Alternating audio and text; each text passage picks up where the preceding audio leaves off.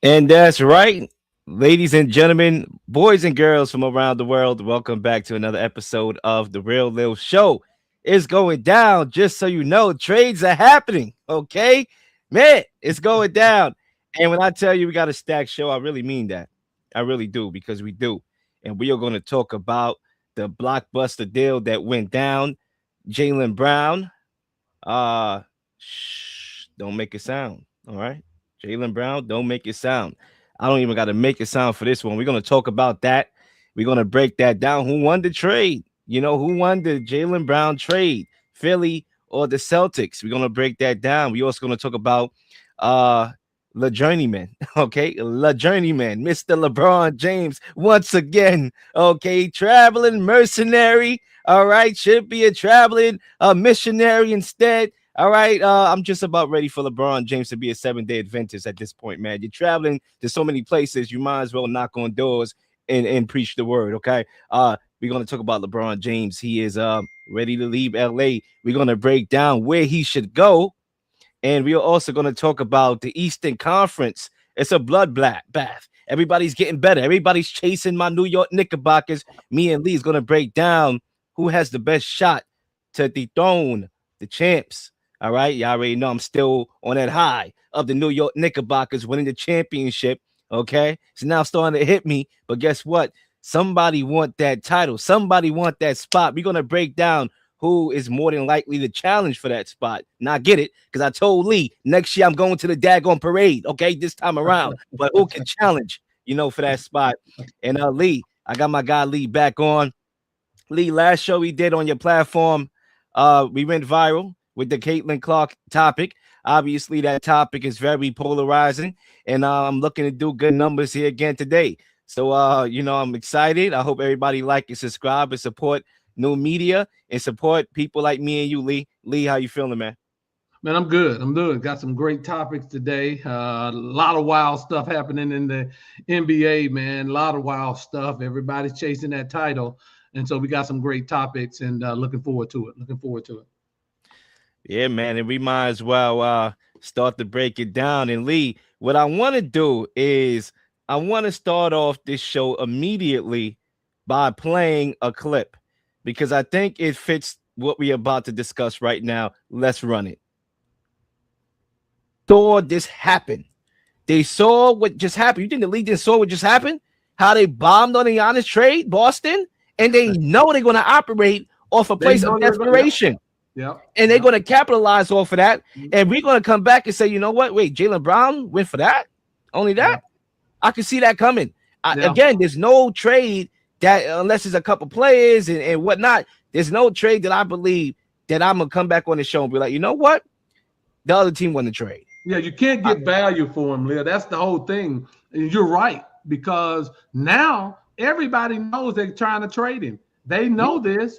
And again, there's no trade out there that's going to yield a haul for the Celtics. That's what I'm saying. And going to take them to a level. All right. Well, Lil Shadamas is on the mic, Lee, per usual. And we are going to break it down. Who won the blockbuster 76ers Celtics trade involving Jaylen Brown and Paul George? The mic is yours. Yeah, I don't even think that it's even close. It's even close when you look at what the Celtics got back in the trade. Paul George, 36 years old. I mean, I don't think Paul George has had a full healthy season in 7 or 8 years, right? Where he's played anywhere near 82 games and probably not 60 games, right? And so, Paul George had a good playoff series, one series really, and people thinking that he's back. No, Paul George is damaged goods at this point. Not saying he wasn't a great player. I'm not saying he can't have great moments, but in essence, what you're looking at is Paul George, because he has 2 years left on his contract, and you're looking at Jaylen Brown, who has 3 years left on that contract, being traded for each other. And Paul George has an option year at $53 million, Leo. And so, of course, he's going to opt into that because nobody else is going to pay him that. So Boston, what they got back the 2 first rounders with the new draft lottery coming up in 27, that devalues some of those picks right there. And when you look at where Philly, with the way there's currently constructed with the addition of Jaylen Brown, where they'll be picking, it won't be a lottery pick anyway. So those picks, are not as important as some if he'd have went to a New Orleans or somebody like that.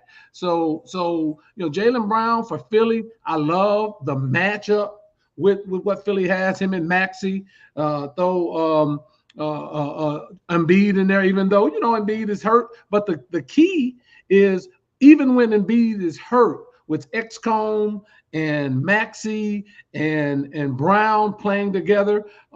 They picked up Anthony Simons today. They got Phelan from Alabama, who is a good rookie, an explosive scorer.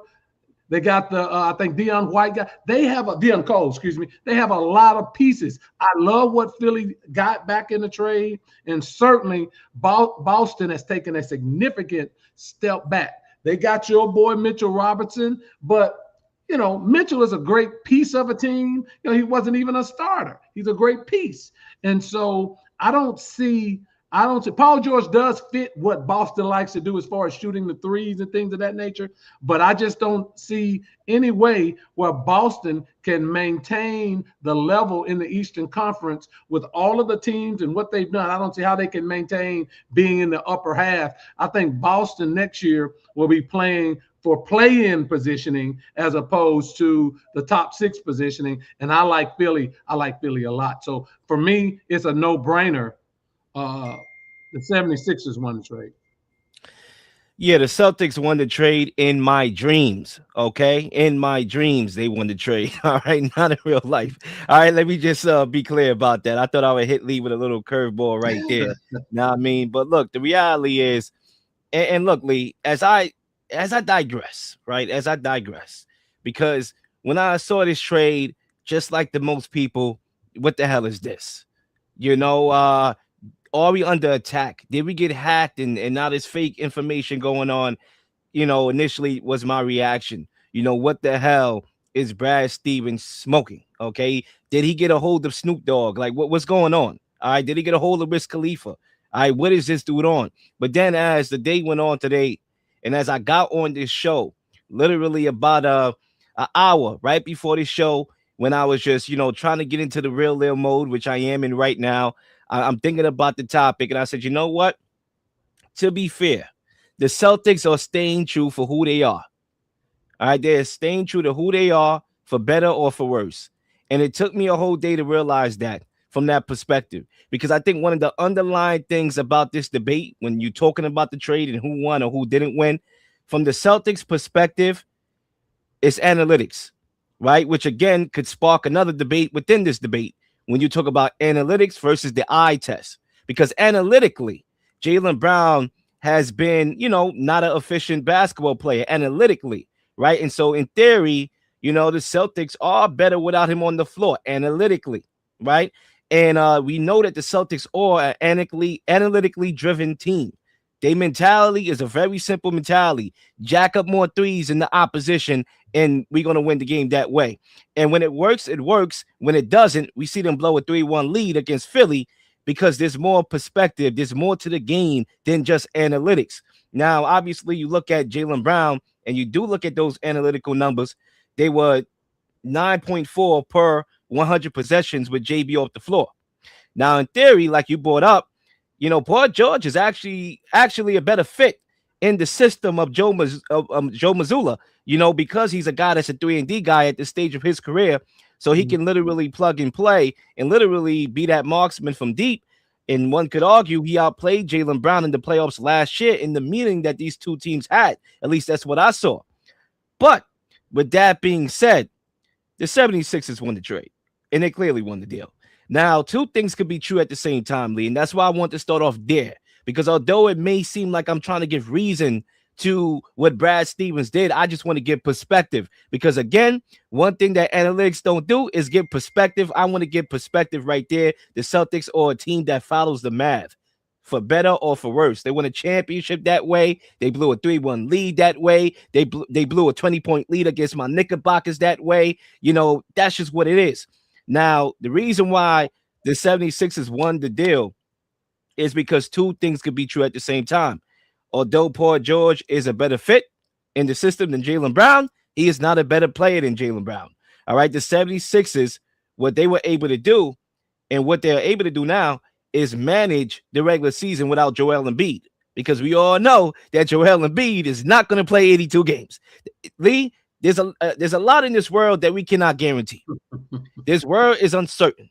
But the one thing that me and you and everybody else can guarantee is that Joel Embiid is not going to give you a full 82. It's not happening. So guess what? Now you can manage the regular season. It gives you a better seeding where you're not a playing team. Now you can make the playoffs outright and give yourselves a chance with a better seeding to be able to win in the playoffs. So you take that in consideration. The contract. When Paul George signed to go to Philly, I don't know about you, Lee. I thought that was an overpay then. And this was 2 years ago. All right. That was an overpay then. Now you're taking on the worst part of his contract, which is the back end of his career. He's 36 years old. And now he's set to make $110 million over the next 2 seasons. You're getting him at the worst time to get him at that deal. Now, again, you look at JB, he's in his prime. He just had his best season overall last year. And at worst, I thought the Celtics, although they whiffed on the Giannis trade, which I said in that clip that I started off on the show playing, that it was going to come back to bite them. They was not going to get a perfect deal. They was not even going to win the deal. I said it. So in theory, I feel like I'm asinine right now because I'm literally, barking on them. But the reason why I'm not barking on them fully is because I told you what was going to happen. Now, I would have hoped that at least, although they was never going to get a Giannis back, that they could have got an Evan Mobley, a center that they could use, that's better than Mitchell Robinson. Although Mitchell Robinson is a good pickup, that's another guy who's not reliable. So again, you got PG, you got Mitchell Robinson, and you're banking on their regular season ability because Tatum got to get help, right? I mean, yeah, sure. You expect this leap from Peyton Pritchard and whatnot.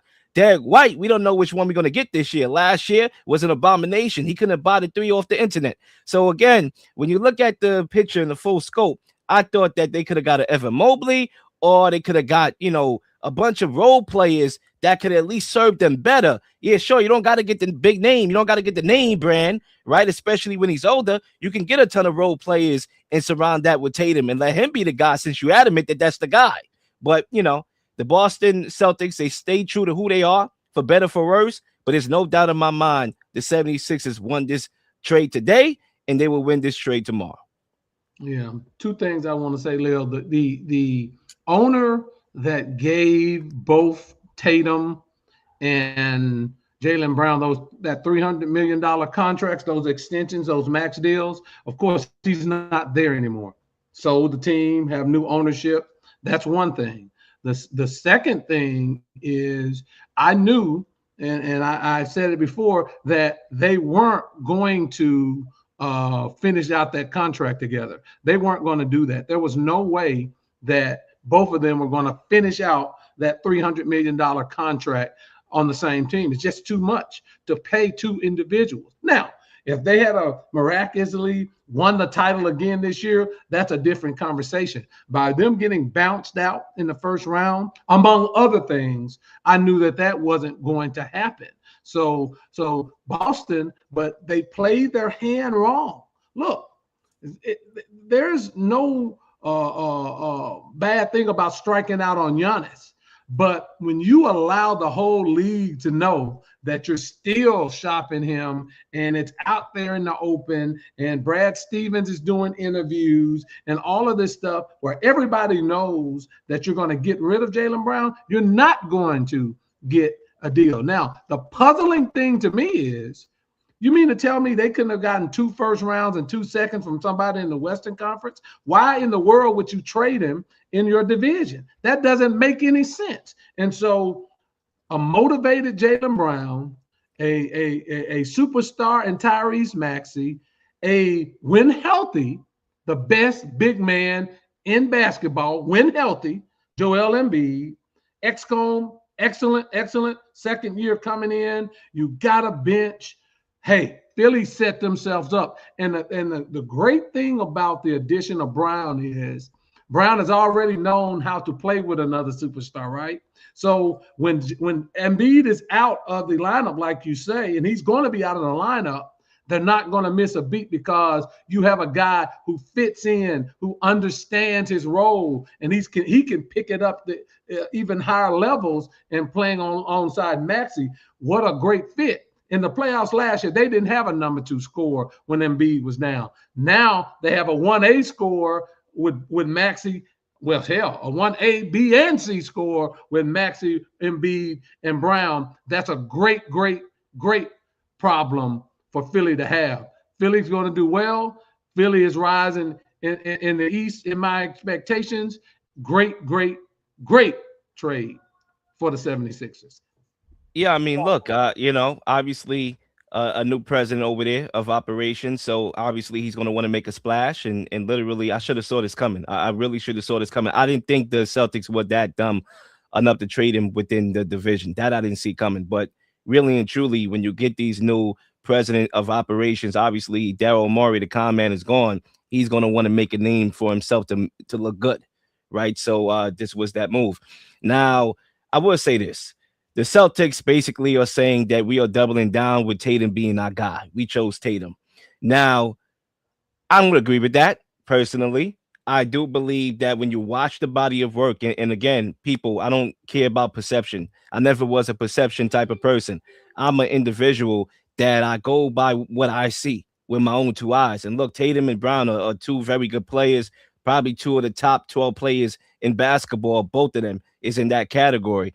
But okay, fine. You want to go all in with Tatum. Just to make sure that he's not having those poor shooting performances like he did in the playoffs, like he did in those finals. All right, where Brown was the MVP for a reason. All right, he was shooting 30% from the field, and he was shooting 29% from 3.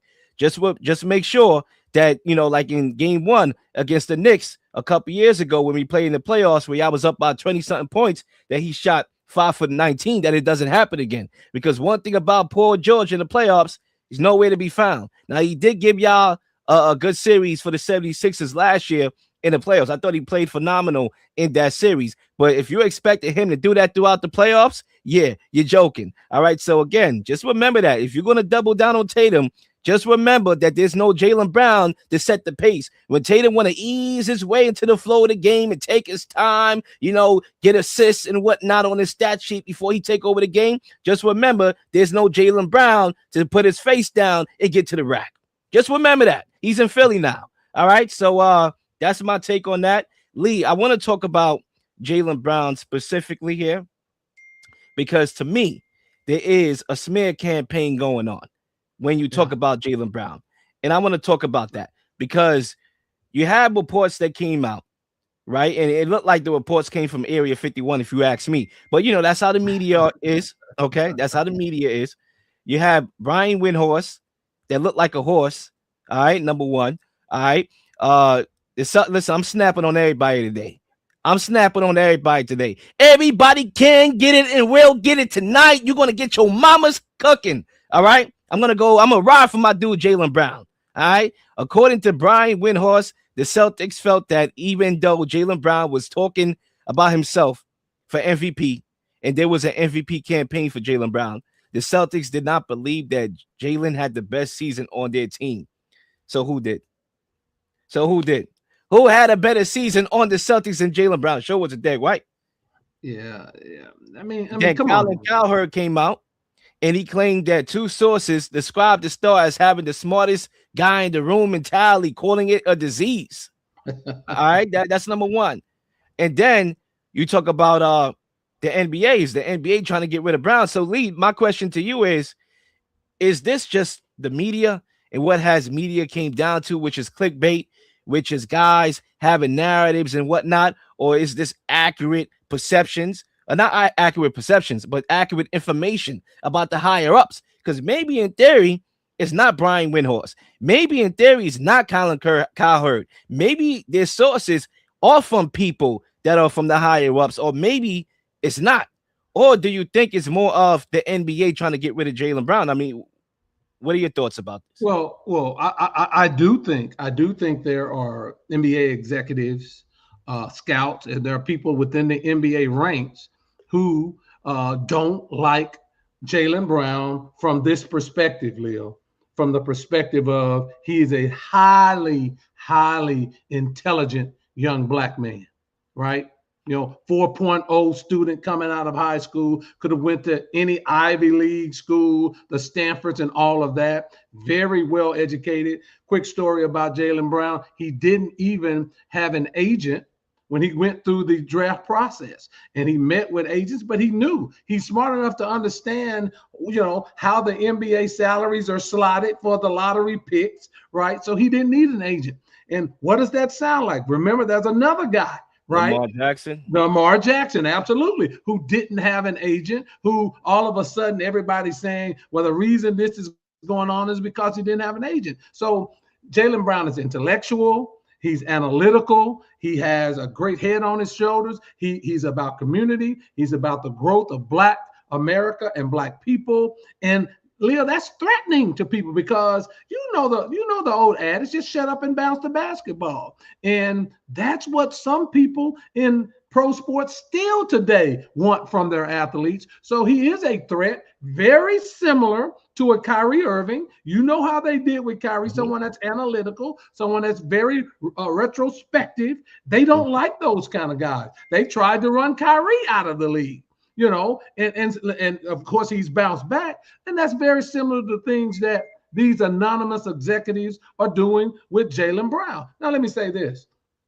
I certainly believe that there were people that said that to Cowherd and Windhorst, without a doubt, because he is a threat to a lot of the NBA establishments on how he thinks, and he's a great basketball player. So those two things don't go together because that's not what the league, and I'm not saying the league office as in Adam Silver, but some of the people within the player personnel, some of the people within the general managerships of these teams, they don't want that. They don't want someone that will question the direction that they're going. They don't want someone that will talk about what are we doing for the community. They don't want someone that will be retrospective about the Players Association and what the athletes are getting or not getting. They don't want that. And certainly these are the things that people put in after the fact, after Boston trades him. I certainly think it's a smear campaign. As a matter of fact, I'm positive of it. And now Jaylen Brown is one of my favorite players in the league. Because he's been you look at him and you look at all of the other people that, the young people, especially the younger athletes in the league, Leo, he stands far above them in his intellect and how he approaches the NBA. And then on top of that, he's a top 10 player in the league. So yeah, I think those reports are true, that people are trying to smear his name, trying to throw negative stuff. Why would Boston or anybody in their right mind think that Derrick Brown had a better season than Jaylen Brown? And let's be honest, they took that comment of this is the best season and just ran with it. Leo, he didn't say it was my greatest accomplishment as far as my season. He said personally the best season for him. I get it. He was the number one option. He led the team to 59 wins. It probably was self-gratifying to him to come in, be the top dog, be the main dog on the team, and still have the accomplishments of getting the second best record in the East. Now, didn't finish it off, but people took that and ran with it as if he was saying anything against Jason Tatum. No, that's pitting two Black stars against each other, because Boston had no intention, Leo, after they came up to see that maybe our time has passed, they had no intentions of ever really negotiating in fairness with Jaylen Brown. They tried to move him because they knew they did not want to continue to pay that money to him. And this is what happens. I think the Celtics did it. They used the media. Shame on them. And they'll get their just due this next coming season and the seasons after that. You mentioned something, and you said a lot there, but you mentioned something that stood out, that JB is not easily controlled, right? Because I'm a type of person, I could spot fraud from a mile away. And there's a lot of fraud in the NBA. And you mentioned the comparison of Kyrie Irving. You're spot on there. And I was hoping that you didn't bring up other people because there is no other people. It's Kyrie Irving and there's Jaylen Brown. That's it. When you talk about the people that actually go against the establishment, not the one that is controlled, that they tell you, okay, yeah, you can say something for Black Lives Matter. Yeah, yeah, the cop shot the kid. All right, yeah, go ahead. Go ahead, LeBron James. Go ahead, speak. We'll let you do that because we know we control you. So don't get out of line, LeBron. But go ahead, say your little piece. We'll back you up there. There's a difference because LeBron James is totally different stratosphere as far as what JB and Kyrie Irving is. Kyrie Irving and JB is more like, okay, we're gonna challenge the establishment. We're gonna talk about the media and how it affects us, which is doing more harm than anything else out there. We're gonna talk about how we could build wealth in the black community. As you can see, Kyrie Irving is always giving, right? JB is always talking about giving back to the community. There's a difference, right? There's a distinctive difference, and unfortunately, a lot of people cannot decipher the two. All right, and there's a lot of players in the NBA that is controlled. You mentioned something on your last show on Sunday that I was a part of and I didn't even notice until you brought it up, that they said something at the pre-draft process about Jaylen Brown, how he was too smart or something like that. Yep. Whatever he said in those interviews, it was like, okay, we got to watch out for this guy. We got to keep an eye out for this guy. And that has been the case ever since. So, when it comes to Jaylen Brown and the smear campaign that's been going on with his name, that is legitimate. Why? Because he's doing more than being controlled. He's not controlled. And the NBA don't like that because when you are starting that type of level, they have to get you trained up. For example, look at LeBron James.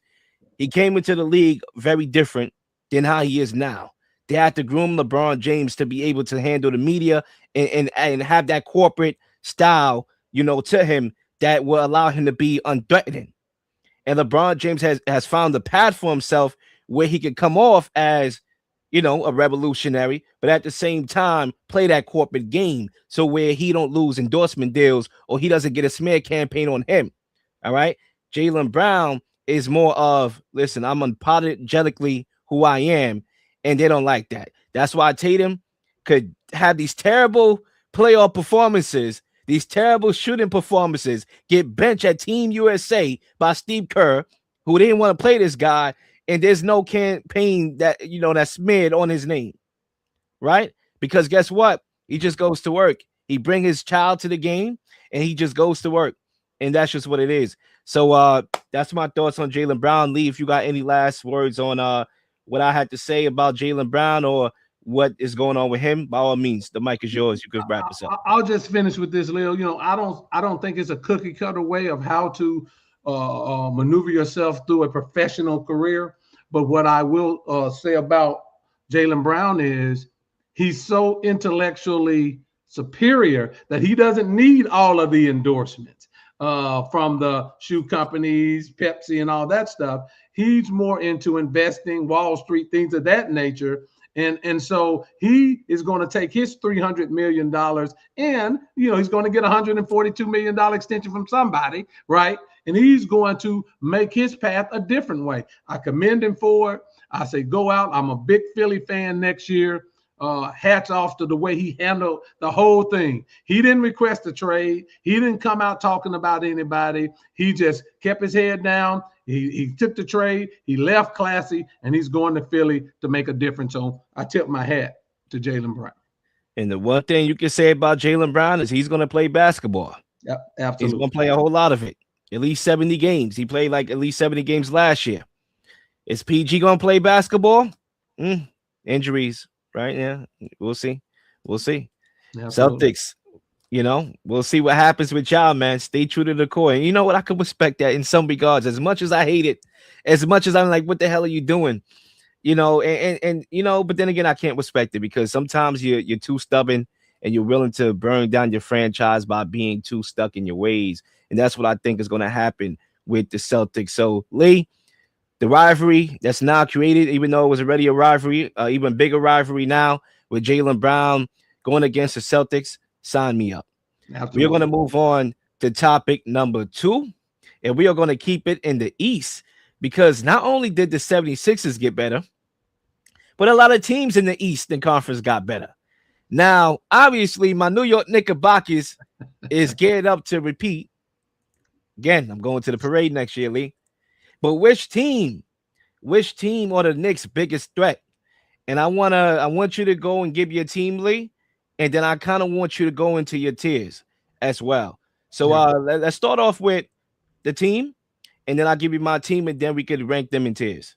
Absolutely. Well, to me, it's a no-brainer at this point. The one team that's the biggest threat is the 76ers. The 76ers have really positioned themselves now to be an NBA contender next year. Look, we don't know what Joel Embiid's going to be next year. We don't know how many games he's going to play.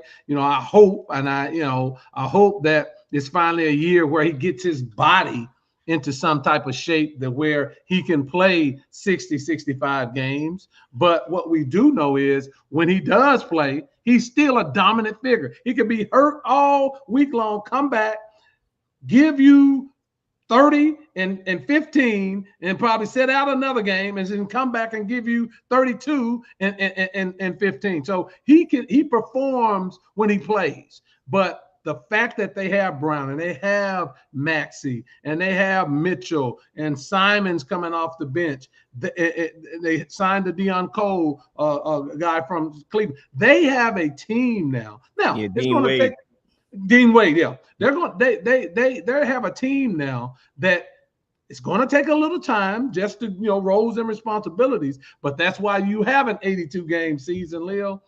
Philly is the biggest threat. Now, we'll talk about tiers in a moment, but Philly's the biggest threat. All of the teams, other than New York, have some what ifs and maybes about them. Every team in the East. That's why it's so intriguing now in the East. And the East, from a depth perspective, 1 through 13, has passed the West. Now, and we finally can say that the East, with all of the trades and the maneuvering, now have an exciting conference that's going to be a knockdown drag out. But my one team that's the biggest threat to the Knicks would be the 76ers. Look, the Knicks broke the Eastern Conference, man. We broke the Eastern Conference. And I get it. Everybody want to get better to get, to play the Knicks. And when we had that discussion about how historic of a run it was for my team, I mean, it's reflective in the off season after. Teams are looking like, yo, we got to get better to beat this team. This team was so good and so historic that we got to get better and we got to make moves. And you know what? I respect the competitiveness. I do. Now, the Raptors are the biggest threat to the Knicks to me. And the Raptors made the big gamble for Kawhi already, and it paid off already. Kawhi delivered a championship to Toronto. I believe their first ever, too. And I think that gamble for him, or for him, they're willing to do that again, and it makes sense. Look, when Kawhi Leonard is on the floor, he is a top 10 player on the planet, period. And sometimes when he's on the floor, he can operate as the best player on the floor as a two-way player that he is. And one thing that Kawhi gives this team that last year, I won't say they always exceeded expectations, but they kind of did in a way. Like they were a mid basketball team that took Cleveland to 7 games. One thing that they was missing was somebody that can close out a game. And Kawhi Leonard can close out a game. He did it before. He done it plenty of times. And the fact that the Raptors didn't have to give up any of their key rotational pieces as well, they was able to keep Scotty. They was able to keep RJ and Emmanuel quickly. That is a big W in this loaded Eastern Conference right now. And now with Kawhi Leonard on the team, you have one of the best duos in the Eastern Conference in Scotty Barnes and Kawhi Leonard flat out. The connectivity defensively on the perimeter is going to be something that is going to be fun to watch, especially if you love defense. And if Kawhi Leonard plays at least 65 games or even a little bit less than that, 'last year he played 65, it could be, if he could be around that threshold, yo, the Raptors are going to be tough because come playoff time, if healthy, and I understand the what ifs in sports. There you go. I That's what. understand the what There ifs, and you I go. know Lee is thinking about that. I could read Lee mind. I There have a you tracking go. device in Lee head. That's why I get the better of him on this show. Okay. But you know what? I get it, Lee. The what ifs is big, especially when you talk about Kawhi. But that is the case for basketball in general. You had to be the healthiest team down the stretch. And health definitely plays a factor in who wins. But if they are healthy, I am really feeling this Toronto team because they have a guy that could be the number one, and they have a bunch of talented guys out there and role players that can assist the best player in the world in getting over that next hump. So I'm going to go Toronto. And I like Toronto. I got Toronto as my third best team behind Philly. You hit it on the head. Look, last year's the most games Kawhi's played in 5 or 6 years, right? Kawhi's always hurt. Look, people, don't get amnesia now. Don't lose it in your mind that Kawhi's all of a sudden going to come out and have a string of years where he plays 65, 70, 75. That's not happening. He hadn't done it. Last year was an anomaly. It was an outlier. That's the most games Kawhi's played in 6 or 7 years. So that's the part that bothers me with Toronto is how much is Kawhi going to be in the lineup? Very similar to a Joel Embiid, but Philly has Brown, who is an Iron Man by the standards of today. And when you look at their backcourt, Quigley is a good guard, but Maxey is better, right? Maxey is better. So that's why I put Philly. I look at Toronto's team, and I know everybody is devilish on Toronto. I get that.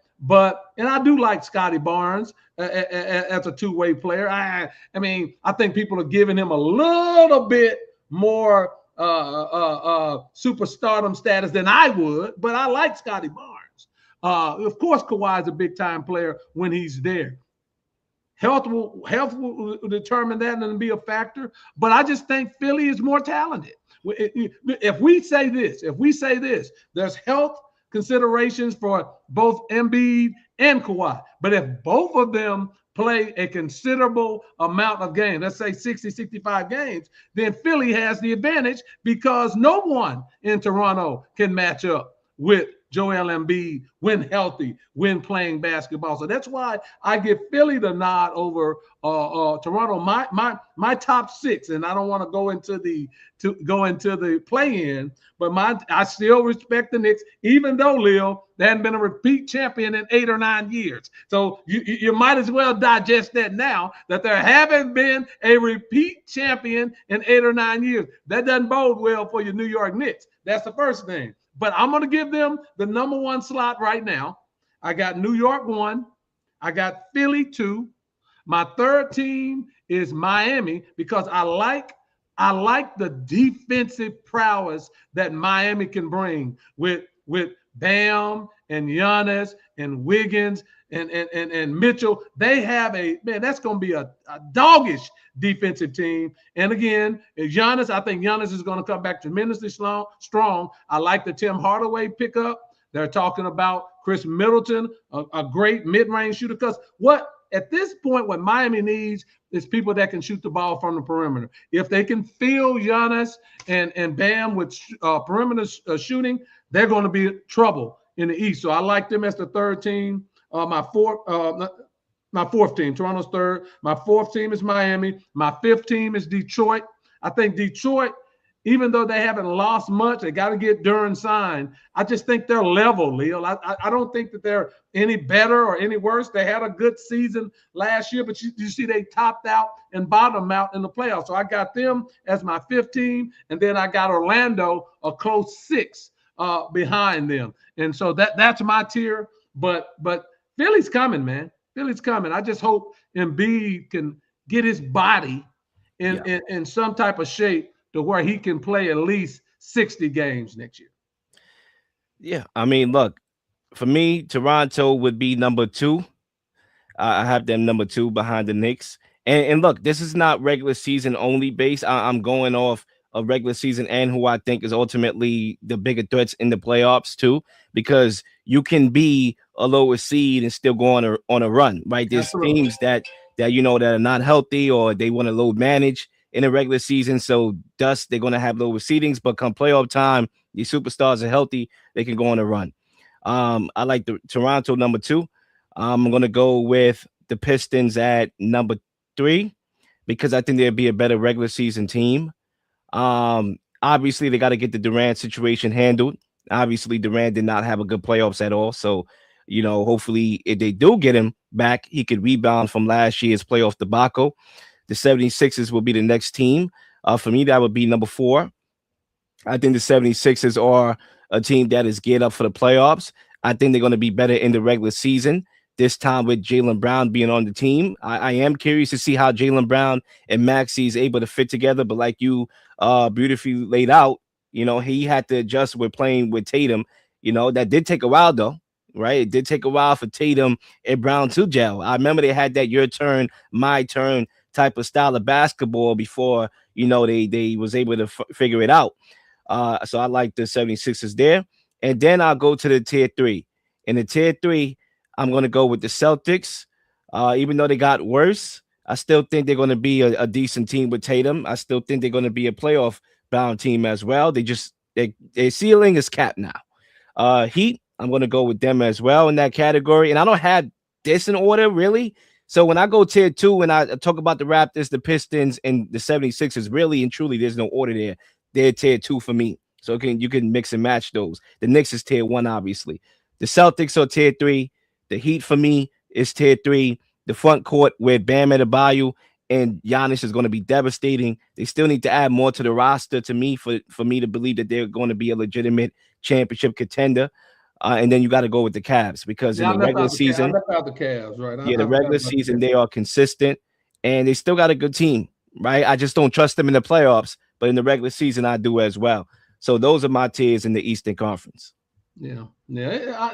Look, I think you 2 things. I think you definitely if Philly is healthy, Philly's going to be a terrible out for anybody they play. Now, certainly those are 2 big letters, the I and the F, with Embiid. But if that's the case, if we're going off of the assumption that everybody's healthy, then Philly's going to be a dog. Philly has a chance to go to the NBA Finals. The Cavs, man, psychologically, they're not strong. When their coach comes out and says, analytically, we were a better team, we won the series, man, get out of here. That's why I don't even put any credence into analytics, because analytics doesn't put in your mental makeup. You don't have an analytical category for your mental makeup, and how you perform under pressure, your how you process and how you tighten up at the end of the game. That's the Cavs problem. That's why LeBron James to the Cavs changes all of this stuff. And I know we're going to get into that in the next topic. Yeah. But certainly the Celtics are going to find themselves in a dog fight for that 7th, 8th, 9th, 10th spot. 7 through 10, that's where the Celtics are going to be slotted. And you'll see that it's going to be a heavy load, Leo, on Jason Tatum night in and night out, because look, you still haven't gotten better as far as your post players scoring easy baskets in the post. You're still going to have a 3-point barrage, and then you take away the knockdown 2-point shooting that you got from Jaylen Brown. It's going to be a struggle for them. So yeah, your tier was pretty good. I think more highly of Philly, but I like what you put out there. And Lee, in closing on this topic, just around this time last year, with all the injuries that happened in the East with Tatum and Halliburton and all those injuries, he was like, listen, the Knicks should, wee to the Eastern Conference finals into the championship. And we did, right? But obviously we were a very historic team in the process. It just wasn't, and the East did get better than what we initially thought. There was some tough outs, and, the Pistons had a good regular season. The Cavaliers, traded for James Harden in season that made them better. So it was definitely a little bit better than what we initially thought about at this time last year. But right now, this year, at this time, 9:52, at the time that we recording this, is a bloodbath. and teams have gotten significantly better. And this is probably the best Eastern Conference that it has been in probably arguably the last 10 years. Absolutely. There is no doubt about it, to the point that as far as the overall depth of the Eastern Conference, it's better than the West now. We hadn't been able to say that in a number of years. You know, the West have the heavies up top, but the depth of the conference it goes back over to the East. And you know, depending on where LeBron lands from a just a psychological and a guy that's been there, done that, that can lead perspective. Not so much his play. His play, he's still playing very well, but from the mental makeup of a Cavaliers. And I know they're talking about Philly getting him. If Philly gets him, that's a wrap. So Yep. so from that perspective, that the East is just totally deep. And you mentioned LeBron, and this is a perfect segue into him. But before we make that crossing of the bridge from Brooklyn to New York, as an analogy, right? You know, before we make that crossing of the bridge, listen, I'm from New York, so I'm gonna obviously reference that. The Knicks really broke the Eastern Conference. I know I said that before. I want to say it again. I want to reiterate it because Lee, when you talk about how historic we were as a basketball team, there have been good teams that won, you know, that came out the East that won a championship or that competed for a championship, but never broke the NBA in this way, never broke the conference in this way. And now Boston don't feel like they're good enough, right? And they just won a championship, you know, 2 years ago. And they look at the Knicks, and mind you, we built our team to beat Boston, and now Boston came and think that they can match up with us, that they have to make a trade. And then you look at the Heat, they got to make a trade, and then, you know, so everybody feel like they got to do something to compete against us. And that's a testament to not only the season that we had, but yeah, the season that we had and how historic it was. I think Leo also, and I don't take anything away from the Knicks in their championship. It was well earned. I just think teams think that that they have a real good chance if they make some tweaks to go coming out of the East. They have to go up against the Knicks, and the Knicks are the gold standard. But I think these teams think that they now still have an opportunity to, with a few tweaks and trades and additions, they can do the same things the Knicks did last year. So it's going to be an interesting Eastern Conference. And it's going to be interesting to see what LeBron James does, because you talk about the shift of power in the Eastern Conference. This could be a potential one domino and a significant domino to fall, and can make these conversations, you know, for us having to revisit them. Now, LeBron James left the Lakers. Lee, before we even talk about which team LeBron James should go to, and I have a feeling I know where you're going there anyway, but before we even get there, let's talk about LeBron James splitting with the Lakers. What is your take on that? And what is your take on LeBron James' Lakers legacy? The mic is yours. Yeah, I'll go with his Laker legacy. You know, people for whatever reason, never really truly embraced LeBron as a Laker. For whatever reason, right? Maybe because of all the winning he's done. Kareem. Well, yeah, but it doesn't matter. Every person that has come there after a great superstar, because the Lakers have always had superstars, right? They've embraced them. They embraced Shaq as a Laker. They embraced Kobe as a Laker. They embraced Magic as a Laker when they had Kareem. But for some reason, they don't want to embrace LeBron. LeBron had a great 8 years in Los Angeles. He brought them back. The Lakers had missed the playoffs 4 or 5 straight seasons before LeBron got there. So this notion that he is not a great Laker, that's ridiculous. He was a great Laker. He everything that he did, he won them a championship. And think about it, LeBron has won a championship with every team he's been on. He's won a championship with every team he's been on. But for whatever reason, they never embraced him as a Laker. But I tell you what, you can't. I got a reason for that. I actually do got a legitimate reason for that. What do you think that is, Leo? For me, and this is my opinion. Hey, welcome to the Real Lil Show. And that's what we do. We give opinions. I believe the problem with LeBron James' career is that when you look at a guy like Kobe, who was a Laker, clearly embraced not only by the Lakers, but by the whole league, He was drafted by the Lakers. You look at Magic. Yeah, he's a Laker, homegrown in LA.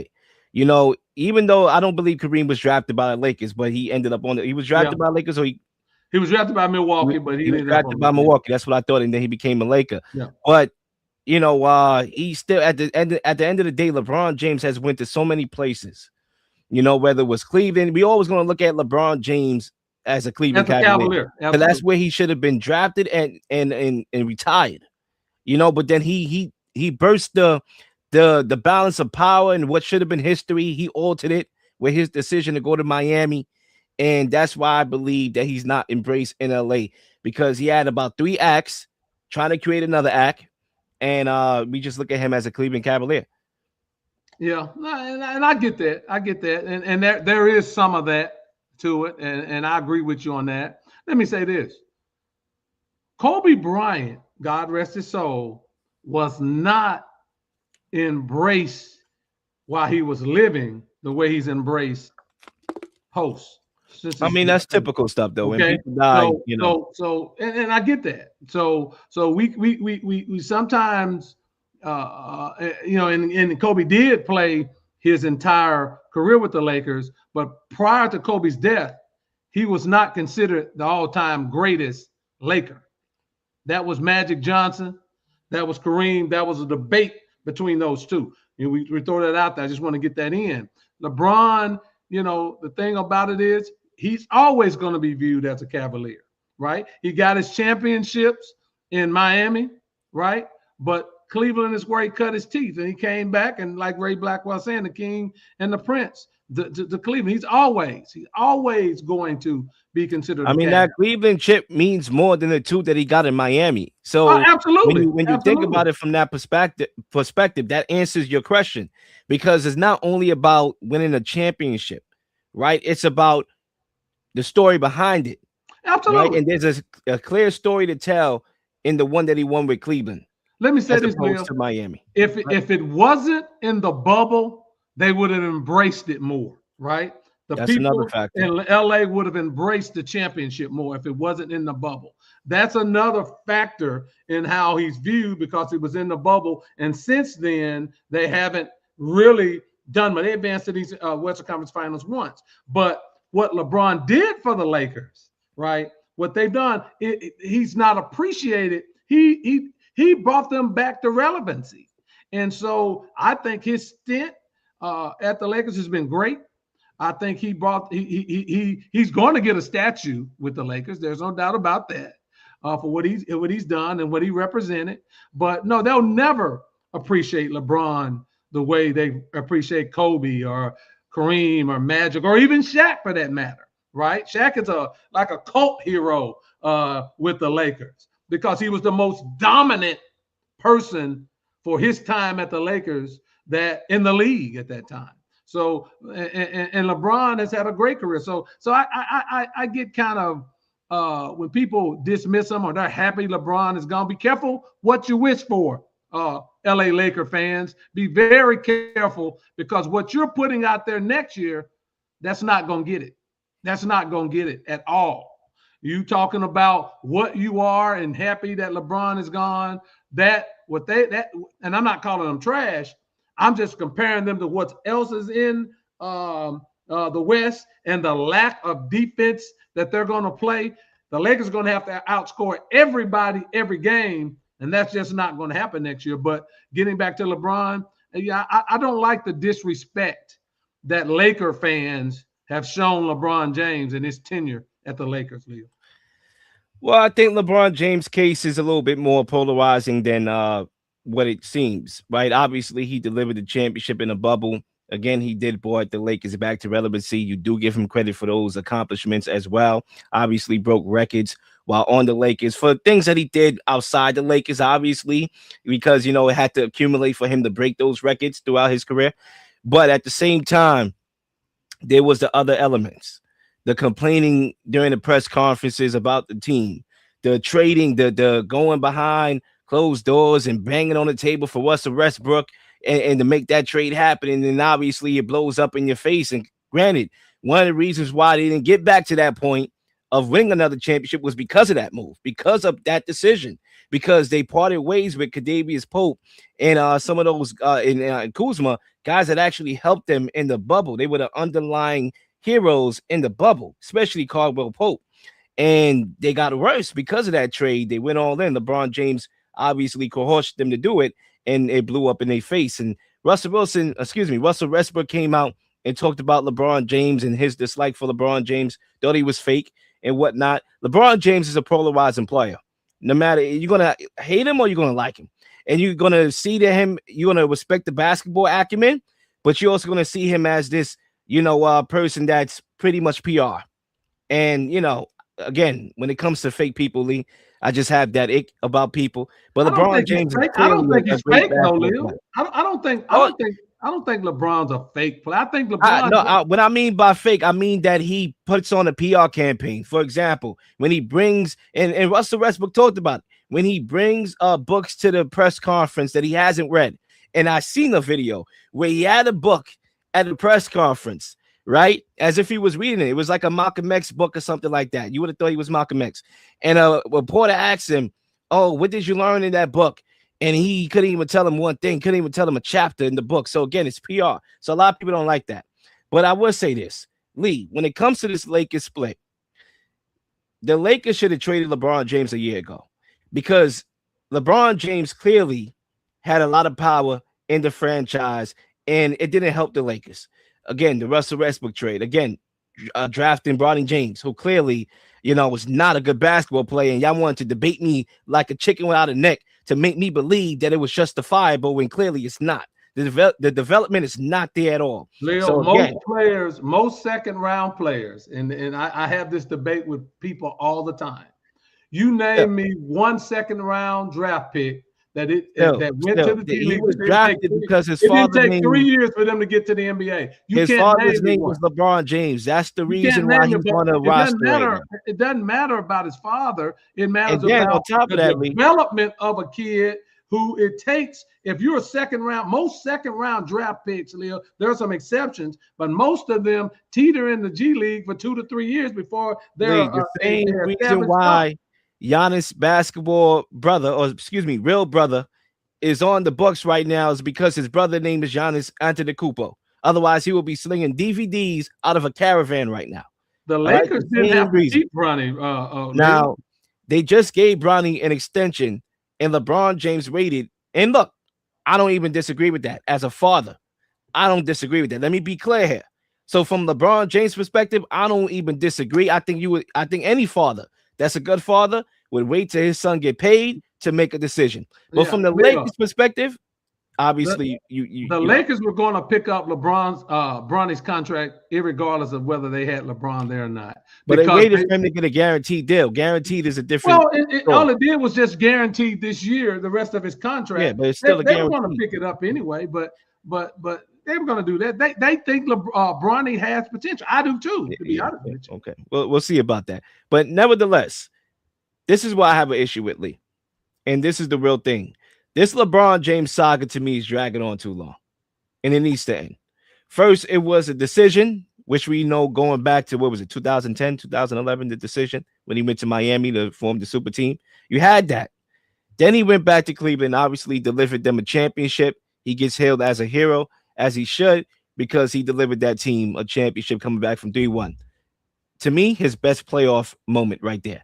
Then he went back to LA, and we thinking that he's going to ride out in LA. And then the end goal becomes, okay, I'm going to wait for Bronny to be drafted, and I'm going to play with my son, and that's going to be the end of the story. And now we have another one where we riding off into the sunset to play with Steph, or we going back to Cleveland for a third time, or we going back to Miami for a second time.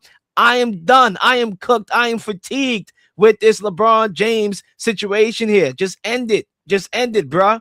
Okay? Why, Leo? Just end it. Why? Because it's annoying. How many places are you going to go, bro? How many places are you going to go? I'm going to speak the truth here on this show and how I feel.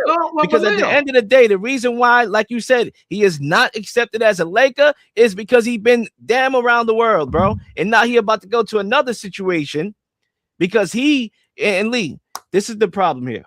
This is why players like James Harden, players like Kevin Durant, team hop. because they are not fulfilled, because they've done it so many times that when things get rough or they don't get their way, they can do it again. It's almost like and excuse my language here, but I'm just gonna be honest with you. You know, I don't have no chill. You know, the real Lil don't got no chill. It's like a drag queen that slept with many men. She's never settled into a marriage happily because she's been with so many men. It's the same thing when it comes to team hoppers. And LeBron James has created that culture of team hoppers. And instead of LeBron James do actually better for the league by participating in the dunk contest, by participating in this and that, everybody's following his lead because he is the best player in the NBA at one point, the face of the league at one point. And to me, I'm just like, yo, retire in LA, bro. Come on, bro. How many nowadays are we gonna go with? That's my thing. He's still averaging 21 points, 8 rebounds, and 5 assists. He don't need to retire because he's still playing at a high level. Look. I'm not saying retire, Lee. I'm just saying, how many teams are you going to go to? How many teams? That's why you're not accepted nowhere as far as, legacy. Well, that's why he needs to go back to Cleveland. I think the perfect story is for him to go back to Cleveland. Then why leave Cleveland the first time or the second time? The second time. Well, he left Cleveland the second time because of various reasons. He wanted to build his production empire out in LA. There's a lot of reasons. Look, Leo. He's a superstar athlete, and for 12 to 14 teams inquiring about LeBron James, that still means he's relevant in the NBA. So come on, man. What do you want him to do? He still can play. He still can play at a high level. Forget the Lakers. The Lakers are not equipped to win right now. They weren't equipped to win with Luka. When the Lakers traded Anthony Davis, it set the Lakers back. People don't want to say that. They got Luka and they thought, oh, yeah. Luka hadn't done anything for the Lakers in the 2 years that he's been there. Nothing. Missed all of the playoffs last year. Missed games the first year he was there. What has Luka Doncic actually done for the Los Angeles Lakers? Nothing to this point. So you can miss me with all that. LeBron, still the star, and he wants to win another championship, Leo. That's his ultimate goal. He's going to try to figure out where he needs to go. Honestly, I just can't fix myself to say this dude is the GOAT when he done went to different teams and played with great players. To me, that's not the mentality that I like. I don't like this buddy mentality. All right, I like competing. I like you saying, you know what? You may have beat me last year, but I'm going to beat you this year. And what we have in the NBA right now, and the reason why, and look, the NBA it had a great ending. The playoffs were great. So I just want to be clear about that. The regular season, no. The reason why we are there in that point with the regular season, no, is because there's no rivalries. Everybody want to play together. Everybody want to play together.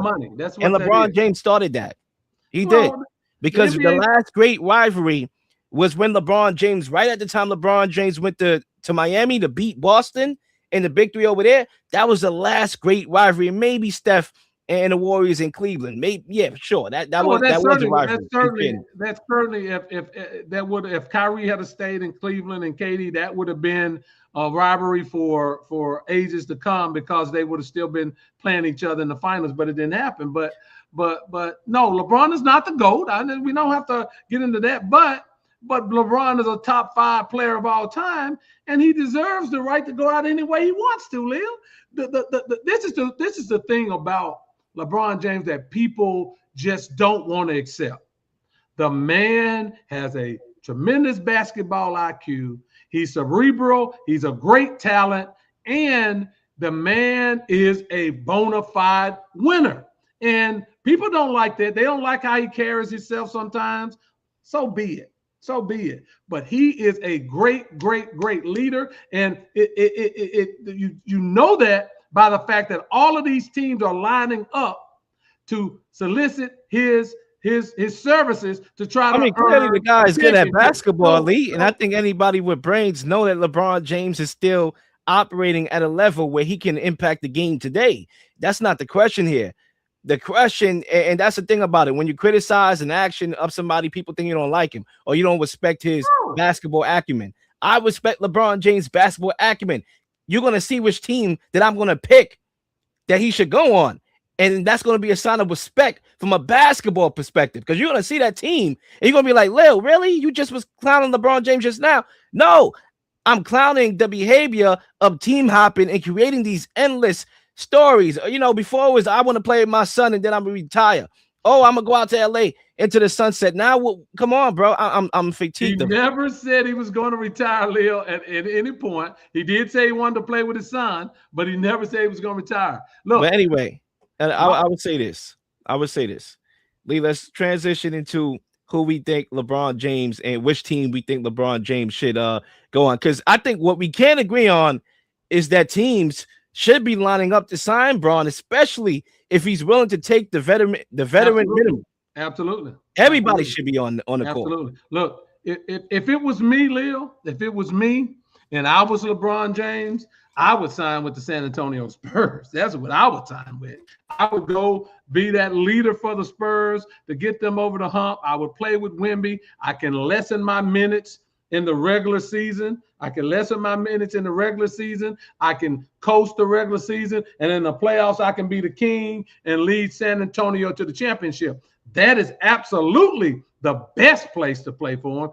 Stay as far away from Golden State as you possibly can. The greatest story would be going back to Cleveland, because I do think if he goes back to Cleveland, what a great story it would be. And he would get that farewell tour that he's looking for. And he would make Cleveland a much, much better team. But if you're asking me the perfect fit for him, is signing with San Antonio and leading that young team who we know mentally is not ready to be NBA champions. And they haven't made any moves in the offseason to get them. Besides, I think they're hiring Billy Donovan. I think Billy Donovan as a lead assistant, because Mitch Johnson, hell, he should be fired if you ask me. But I would sign LeBron James. I would go after him. I would put him on there, and they would win the championship if they got LeBron. The Spurs would. I don't like Golden State at all. Don't give me that. You got a bunch of old guys who. That's the Brooklyn Nets of a couple years ago with Joe Johnson, Darren Williams, and Kevin Garnett and KG. Absolutely. The nostalgia will be great, but that's not to happen. But I do think he's going to sign with Golden State for some reason. But I would love the fact if he goes back to Cleveland. The best fit for me, again, San Antonio. He needs to go back to Cleveland for all the things that we talked about. Stay away from Golden State. I like how you have a need and a fit. I'm going to do the same thing that you did. Now I'm going to respond to King Mook. All right. Listen, I'm King Tut. You King Mook. Okay. Now, listen, King Mook. I appreciate your comments and your feedback. You know, keep it coming. But listen, Miami formed the super team. So forget about records. All right, Miami, they formed the super team in Miami. When he went back to Cleveland after he left Miami, they had Kyrie Irving, they had Kevin Love, right? And I believe they was going to draft. They had the #1 pick, which they traded for Kevin Love, rather, right? So it was going to be Wiggins, and they flexed that pick for Kevin Love. And LeBron James at the time, Love was a dog, man. He was. Yeah, so clearly, LeBron James, the eye for talent that he does have, and the need to want to play with talent. He saw Kyrie Irving stepping up. He saw Kevin Love being a very good player. Yeah, Kevin Love was very good at that time. And he went over there, and it was enough to get him back. And then the Lakers may have not been a very good situation when he got there initially, but he knew that it was LA and players were going to want to play with him. And he made that Anthony Davis trade happen. So LeBron James always had a plan. Let's not make it seem like he went to a franchise and just transformed it. Miami had equity. Miami won a lot. All right. Let's add more context in the record of the teams when he went on them. Just want to make that clear for peep's sake. Now, the need and the fit when it comes to LeBron James. Look, LeBron James, just stay true to who you are. Right? Because everybody want me to accept you for who you are. So guess what? Stay true to who you are, which is bandwagon. Hopping on the bandwagon. Stay true to who you are, Mr. LeBron James. All right, people call you the GOAT. Yeah, okay. You know what the GOAT stand for when it comes to LeBron James? Going to another team. That's what the GOAT stand for LeBron James. So guess what? Go to another team. Hop on the bandwagon. Do what you do. And you know what? I won't even be mad. At this stage of your career, 41 years old, hey, what the heck? You might as well do it. Go to the New York Knicks. Oh no, definitely. Go to the New York Knicks. Definitely not. All right, look, at age 41, and I'll accept LeBron James. All right, maybe if LeBron James come to New York, which he should have done in 2010, maybe I might open up to LeBron James. Okay, I just might, because when you look at it from a basketball perspective, at age 41, LeBron James does not want to go to a situation where a team is going to rely on him to play all 82 games. He shouldn't, especially if you want to defeat Father Time. So the deeper the team, the better the situation for LeBron James. And look, Josh Hart could easily go to the bench and let Bron rock out. I think the Knicks make sense. Obviously, if you want to compete for a championship, he never played in New York. One thing about Bron, he loves big markets. If it's not Cleveland, he loved big markets. That's why he went to Miami. That's why he went to LA. You might as well go to New York. Again, stay true to who you are. Go to the New York Knicks. He needs to make that move. Now, if we talk about best fit, I'm starting to think that might be the Timberwolves. They need a power forward. They need a power forward. They have a glaring need for a power forward. He could easily slot in there. Rudy Gobert and McDaniel is arguably two of the best defenders in the NBA right now. And to have LeBron James on that team means that he doesn't have to impact the game defensively. He could just do his thing offensively. And then he can mentor Anthony Edwards and play with Anthony Edwards and get him up to that next level. And you already have LaMelo Ball that's going to make things easier for LeBron James. Obviously, you can see the court very well.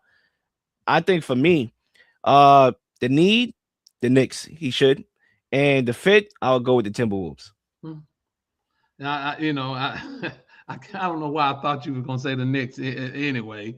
I don't see that. And I don't think that'd be great for him. I think that's a very good move. I mean, because think about it. Think about the Knicks, though. Think about the Knicks.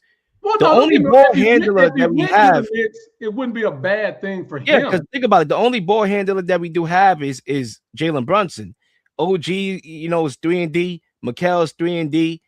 There's nobody that's going to take away the ball from Bron. Cat can space the floor.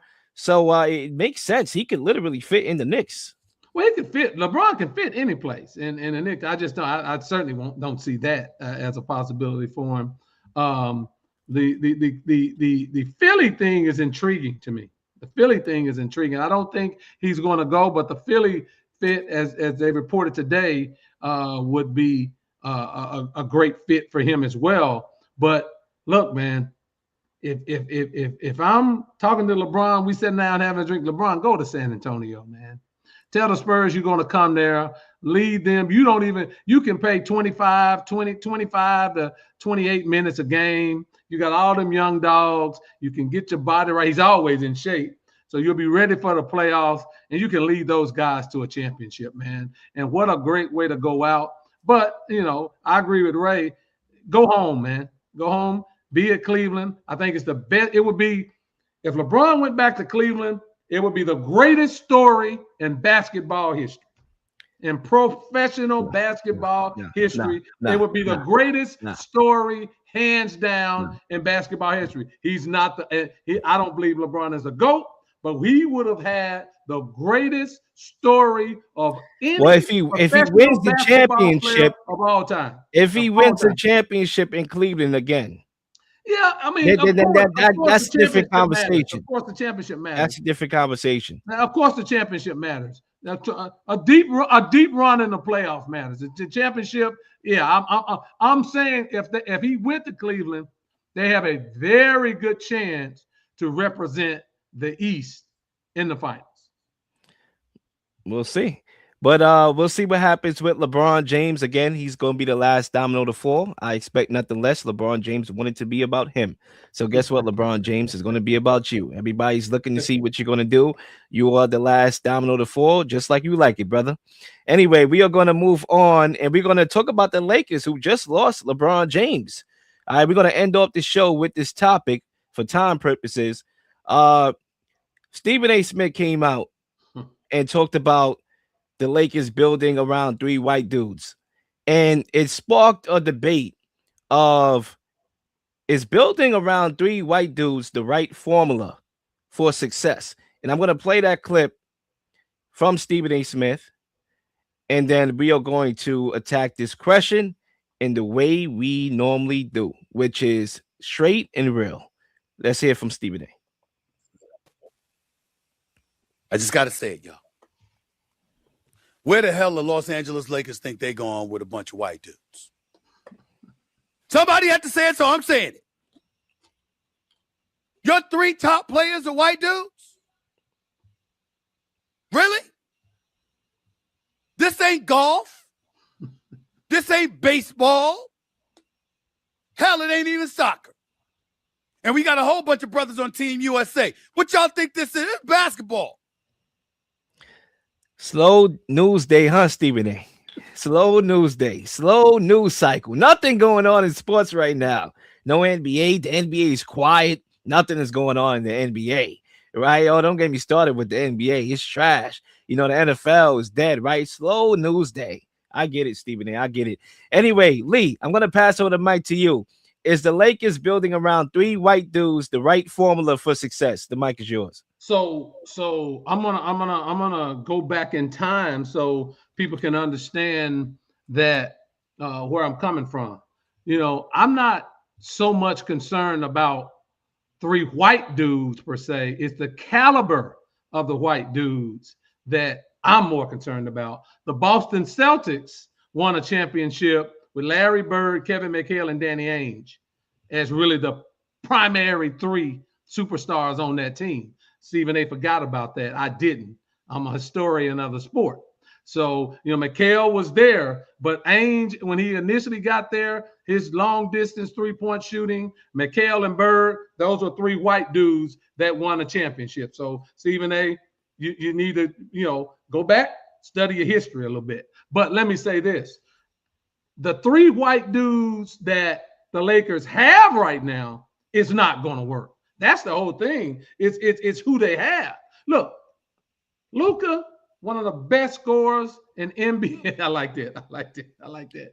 Luka, one of the best scorers in the world. Period. He's one of the best scorers. Austin Reeves can ball his head off. He can ball his head off from an offensive perspective. But you can't have, and they say they got Walker Kessler to protect the rim. Look, man, what's going to happen is they're going to get blown by so much that Walker Kessler is going to be in foul trouble before he knows it. You cannot have those defensive liabilities on the court at all times and thinking that you're going to outscore teams, because that's what they're going to have to do. So, no, you're not going to win with these three guys as your primary dudes on the team. No, absolutely not. So the notion that can you win with three white guys? Hey, if you give me the autonomy to pick the three white guys, I can win with them. But if you tell me you're going to give me these three that they have, absolutely not. The Lakers are in trouble. And the one thing that you'll see very quickly on the Lakers season next year, Lil, is the shine will go off on them. You'll quickly hear the Laker fans turn on them. You'll quickly see some of those seats to be empty where they used to be filled when it comes down to January, February, in those areas. That's going to be a problem. And so I agree with you, Ray. I don't think he deserved a max, but they gave it to him. So they're stuck with him now. They're stuck with Walker Kessler. Luka can get out in 2 years, and don't be surprised if Luka try to leave. Look, the Lakers should have went out and did everything they could to move heaven and earth to get Kyrie Irving, and I would have gotten Jalen Duren. You thought that Duren is a bona fide scorer. He had one bad playoff series, and people gave up on him. The man was an all-star. And he was all NBA. So, no, they can't win with this iteration of the three white dudes, but doesn't mean that you can't win with them. Remember this: Bird, McHale, and Danny Ainge, three white dudes. I want to start off from the basketball perspective before I get into the more controversial side of this topic, because the Lakers spending spree that they are on right now, post LeBron James, it really reminds me of the spending that Bill Belichick went on the offseason that they lost Tom Brady. Great point. Great point, Leo. Great point. Because remember when Brady left the Pats, Belichick in 2021, during that offseason, he spent the record of $163 million in free agency. Picked all the wrong people. Yep. He signed guys like Jonnu Smith, Hunter Henry. Moves that, okay, yeah, sure, you may have gotten a little bit better, but didn't move the needle. Significantly. And we obviously know how that season ended. And I look at the Lakers in the same way. Post LeBron James, just like Brady losing a great player, they making all these moves, right? So they think they spending $400 million post LeBron James. They signing Walker Kessler to a 4-year, $130 million deal. The guy's not even close to an all-star. They're giving Quentin Grimes $60 million, I believe. Austin Reeves just got a max, and they're spending all this money. But you know what? It doesn't pass the eye test, and I believe it's going to be a similar situation to that Patriots team, which is a mediocre basketball team. Yeah, sure, playoff team. Obviously Luka Doncic is still a great player. He's probably going to get them to the playoffs, but championship contention, clearly the Spurs, clearly the Thunder on two different stratospheres, and clearly I believe the Timberwolves is on a different stratosphere. The Rockets have improved immensely with VanVleet coming back, and the Rockets should be better than the Lakers as well. They got Bogdanovic as a shooter, a three-point shooter to help out. So yeah, there's a lot of teams that have improved over. Now I do think that they did fill the void at center. They do have a defensive anchor around Luka Doncic and Reeves, one of the better rim protectors in the NBA when healthy. But like you said, if he's in foul trouble, which he's probably going to be, because there's going to be a lot of pressure on him because they don't have that elite wing stopper. Absolutely. Right? Absolutely. Now he's going to get in foul trouble, and now you might eliminate him from the ball game. Now, obviously, you do look at the flip side to that. Luka does have a history of making bigs better. I mean, he had Daniel Gafford and Derek Lively looking like all-stars on that team that he led to the finals. And but Lil, let me stop you right there. They were athletic, freakish, especially Derek Lively centers, especially Lively, but Gafford was as well. Kessler is big at 7'2". I wouldn't necessarily say an athletic freak. So you're throwing the ball up. So I don't know how much better and to me, he'll make it. They probably could have did better with Mitchell Robinson.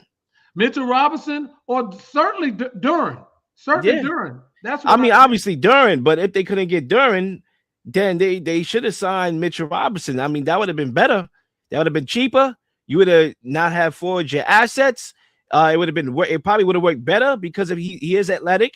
He is that rim runner, and he could actually switch. He could switch on a ball handler as well. So to me, yeah, the Lakers did a whole lot of nothing. They spent a whole lot of money and did a whole lot of nothing with it. And Lee, I always say this: when I spend a lot of money, I want to make sure I'm getting value back in what I'm spending. One of my best investments that I've ever made in my life was investing into a MacBook Pro, because when I do my podcast, when I do everything, it makes everything quicker. It gave me a return on investment. I don't think the Lakers are going to get that return on investment with the money that they spent. And now I do want to address the comments that Stephen A made on a slow news cycle. Nothing going on in the NBA. No trades, no nothing. Stephen A coming out and making it about white boys. Now, look, I understand the theory, the saying that white man can't jump. Obviously, for comedy purposes, we see that fly in the background. But in all seriousness, this is not anything about that. It's about roster construction. Now, look, I mentioned the Patriots before. Tom Brady, Bill Belichick, excuse me. Bill Belichick was a coach, obviously. Tom Brady, Rob Gronkowski, Chris Hogan, right? Julian Edelman. They won a Super Bowl in the National Football League in a dominant sport in which they were white people. They were white athletes, and they won, right? So this notion, and I get it, black people have a different type of genetics. When you talk about, when you really want to get deep about it, sure, I get it. But in today's NBA, it's a totally different game. This game is more about skill than it is about physicality. And to me, skill favors white people more than a physical sport, which is why in the WNBA, per se, which is more physical, you see a lot of black women dominate. Obviously, Caitlin Clark, very good basketball player, but not as dominant as she was in college because the sport is more physical.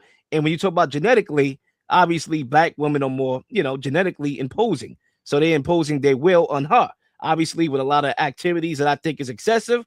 But at the same time, there is a level and element of physicality to that sport that I think there's a difference there. So, Luka has a lot of skill, and skill can survive, right? Now, when you talk about Stephen A's comments more directly, and this is where I want to hit at.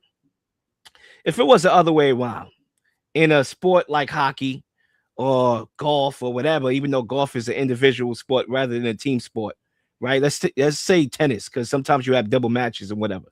Oh, they have two black guys, in a double match. Oh, yeah. Where are they going with two black guys in a double tennis match? Or hockey, right? They have an all-black team. Where they think they're going? I think the media would have perceived that a totally different way.